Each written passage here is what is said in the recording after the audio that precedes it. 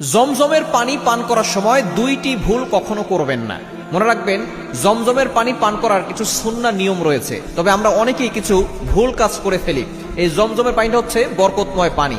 এই জমজমের পানি খাওয়ার পরে দেখবেন আলাদা একটা তৃপ্তি আসে, এবং আপনি যেই নিয়ত করে এই পানি পান করবেন আল্লাহ পাক রব্বুল আলামিন আপনার সেই নিয়তটাই পূর্ণ করে দিবেন।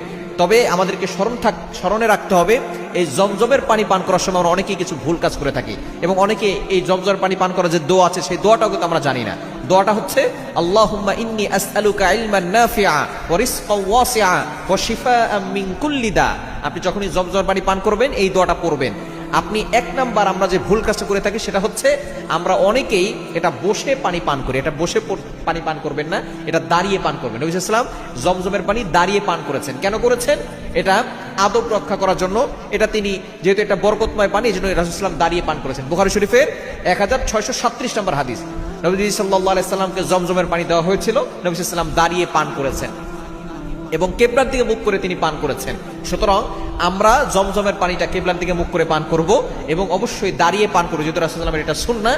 এবং আমরা অবশ্যই একটা দোয়া পড়ব। দোয়াটা হচ্ছে আল্লাহুম্মা ইন্নী আসআলুকা ইলমান নাফিআ ওয়া রিজকান ওয়াসিআ ওয়া শিফাআম মিন কুল্লি দা। এই ছোট্ট দোয়াটা পড়লে আল্লাহ পাক রব্বুল আলামিন এই দোয়ার বদৌলতে আল্লাহ তাআলা আপনাকে উপকারী জ্ঞান দান করবেন, এবং আল্লাহ তাআলা আপনার রিজিকে প্রশস্ততা দিবেন, এবং আল্লাহ পাক রব্বুল আলামিন আপনার সকল রোগ ভালো করে দিবেন।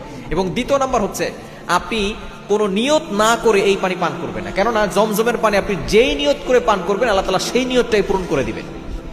জমজমের পানিটা হচ্ছে এতটা বরকতময় পানি, আপনি যেই নিয়ত করে পান করেন, আপনি অসুস্থ আছেন, আপনি জমজমের পানি পান করার সময় দাঁড়িয়ে কিবলার দিকে মুখ করে বলবেন আল্লাহ আমাকে সুস্থ করে দাও। এটা বলে আপনি পানি পান করবেন, দেখবেন আল্লাহ তাআলা আপনাকে শেফা দান করবেন।